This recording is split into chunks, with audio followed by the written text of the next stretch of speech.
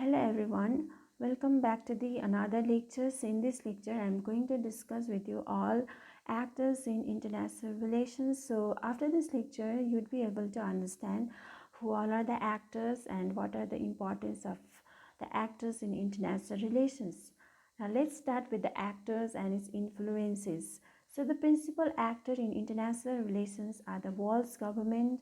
So international stage is crowded with full actors, whether they are in large in size or whether they are in small in size, and that are intimately interwoven with the decisions of governments. And these actors are in either individual leaders or the citizens, and either there are bureaucratic agencies in the foreign ministries. And besides that, there are various multinational corporations, transnational corporations and organizations, so terrorist groups, so they also play a very significant role in the international relations.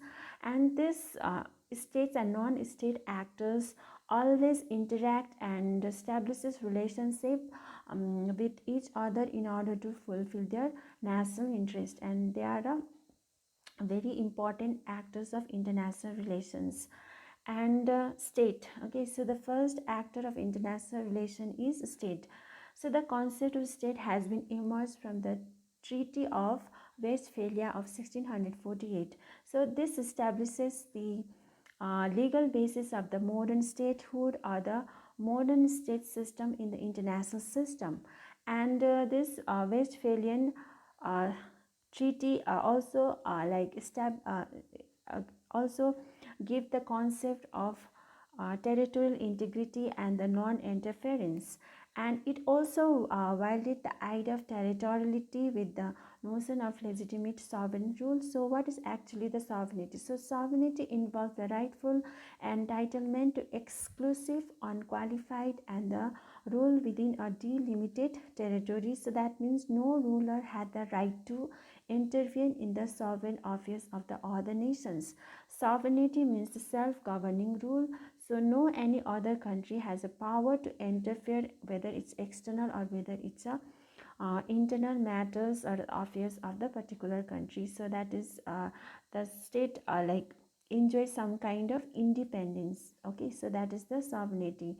So you all know that the actors uh, of international relations, among them the states are the most important actors in international relations, and it has a state has a their own territorial entity, so which has been controlled by the government, and the states are also inhabited by the population, and state also enjoys the or exercise the sovereignty over its territories. So in order to make laws or in order to enforce some kind of laws or in order to collect taxes, okay, so they have a full sovereignty power over the territory. And in the international system, who is going to recognize the sovereignty of the particular states? So the sovereignty of the particular state is recognized either by the other states through the diplomatic relations, and it basically recognized by the membership in the United Nations. So currently there are 193 members, so they all enjoy the sovereignty. Okay, so this sovereignty has been recognized as a member of the United Nations. And the population who inhabits in a particular state, they also form a civil society.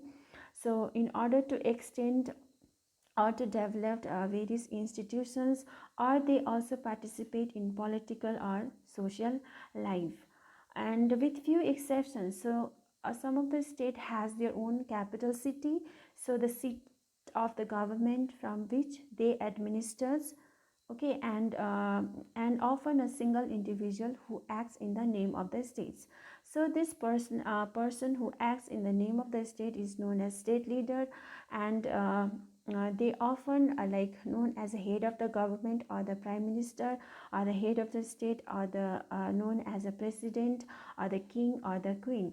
And these state leaders are the most powerful political figure in the international system, and these figures are key individual actors of the international relations, whether these leaders are democratically elected or they are the dictators. And these actors not only include individual leaders, but there are various bureaucratic organizations such as foreign ministries who also act in the name of the state. So while talking of the modern international system, so it was only existed less than 500 years. So before that, people were living in organized, okay, in mixed and overlapping political units such as city states. So take the example of Greek cities. So they have the city states and various empires like Roman empires, and in the case of India we have various dynasties, empires, and the societies were based on the feudal fiefs. Okay, so the society was basically uh, based on the feudal society. But in the past 200 years, so the idea of what nations has been emerged. So what is actually nation? So the nation refers to the groups of people who shares a sense of national identity, usually including a language and culture, and should have their own states. So there is like a differences between the states and the nation. So state has a particular boundary, and they have the government, whereas in the nations, the person who lives who like who says, okay, national identity, same national identity, okay, common language, common culture.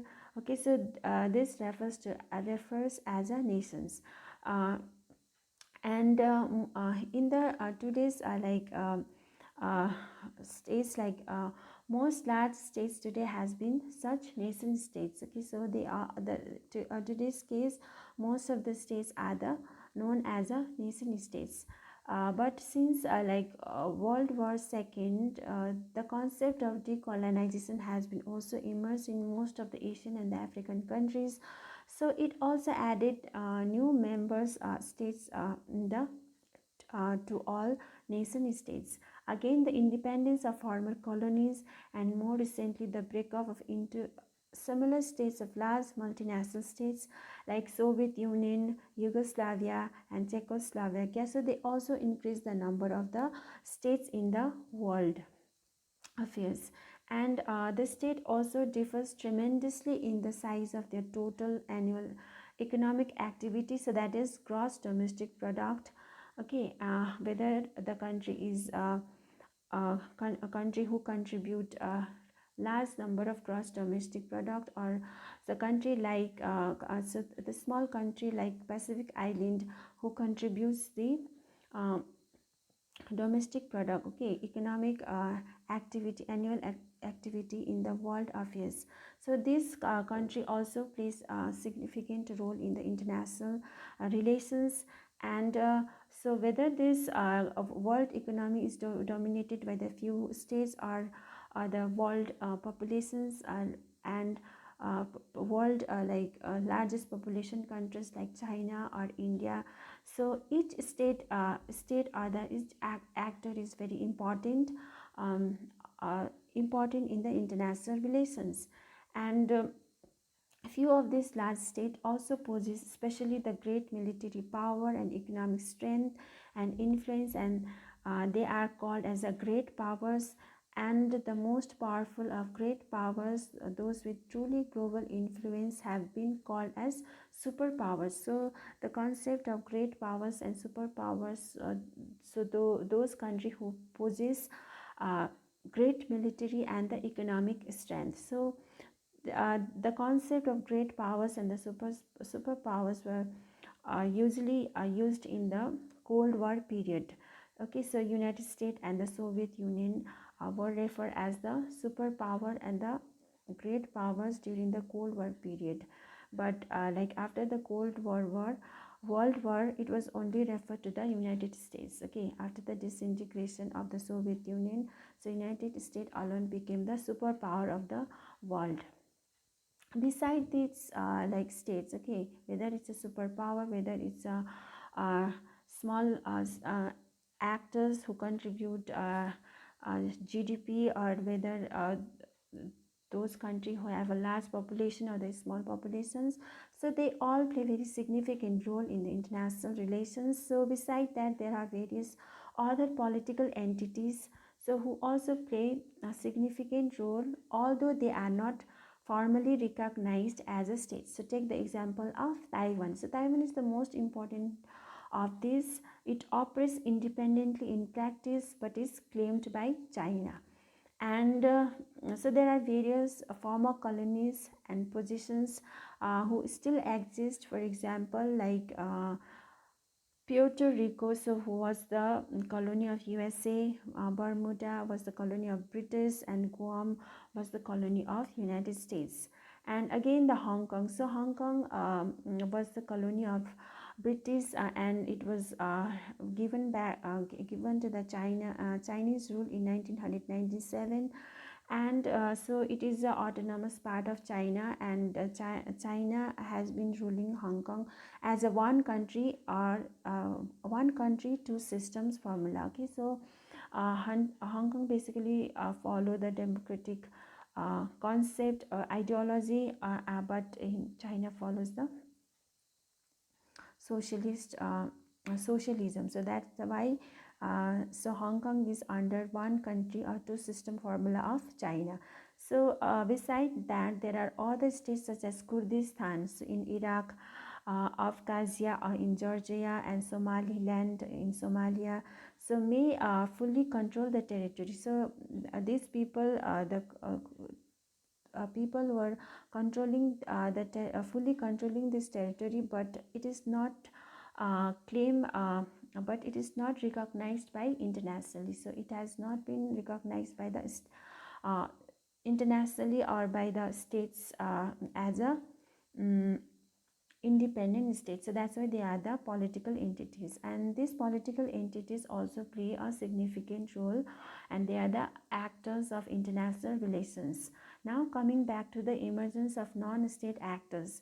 So till the first half of the 20th century, the state was the dominant actor, and this dominant actor state is the dominant actor has been focuses by the realist theory perspectives, and they thought that the state are the central actor of international relations. But after the changing nature of politics at the domestic as well as global level, so it was also realized that gradually not able to perform all the functions. Okay, so again, like inadequate resources of the state also cannot be fulfilled the demand of the citizens, and states also adopted the policy of welfare states, and their functions has been also like the state of the functions has been also become more complicated, and it as well as they also facing the economic burdensome. Okay, so the major challenges came, okay, before the world was before the world so before the world, the major challenges was came how to develop such kind of system in which the state should perform its functions efficiently. So for this purpose, okay, so state not able to functions efficiently. So that's why in order to fulfill the demands of the citizens, like the various non-state actors was emerged, especially in the field of market. Okay, so they were given considerable space in the economic matters, and they also engaged in the decision making of the economic matters, because like so the changing process of the world, so the market was recognized as a major reason behind the technological innovation, economic growth, and prosperity in the western countries. Okay, so the changing nature of the world also demanded the large actors, okay, demand of the large non-state actors in the international system. So these non-state actors refer to variously as transnational actors, organizations, non-governmental actors, multinational actors, and so on and so forth. And while talking about the non-state actors, so though the national government plays significant role in international relations, but they are strongly influenced by the variety of non-state actors. Okay, so the non-state actors also influence the state national governments, okay, for the state actors. And these non-state actors basically known by the transnational actors when they operate across international borders, and they pursue some kind of common interest, and they are not the agent of the national government. And firstly, states often take actions through within or in the context of intergovernmental organizations. So intergovernmental organizations is the main non-state actors, and the member of the intergovernmental organizations are national governments. Okay, so international so because this international intergovernmental organization basically fulfill the variety of functions and vary in size from just a few states to virtually the whole UN membership. So the example of intergovernmental organizations are the Organization of Petroleum Exporting Countries, the World Trade Organization, military alliances such as NATO, and political groupings such as African Union, and they all are known as intergovernmental organizations. So another type of transnational actor is your non-governmental organization, and they are the private organizations, some of them considerable size and resources, and increasingly NGOs are being recognized in the UN and other forums. So non-governmental organization has been also recognized by the UN, and they also have act as a legitimate actors along with the states, though not equal to them. So they also act as a legitimate actors along with the actors, but non-governmental organizations do not have a equal equality with the uh, actors. Okay, and some of these groups have a political purpose, some of them have humanitarian one, some also engage in economic or the technical one. So together intergovernmental organization and non-governmental organizations are referred as a international organization. Now coming back to the multinational corporation. So multinational corporation is also comes under the non-state actors. They are basically companies who have like span uh, or spread across the countries, and they have an interest of large company doing business globally, and they do not correspond with any one state interest. These multinational corporations are basically focuses on the profit making economic organizations. Okay, so the multinational corporations are the other big companies, for example Microsoft, Amazon. So these are they operates across the countries. Okay, so MNCs often control greater resources. Besides that, they also control greater resources and operate internationally with greater efficiency than many small states.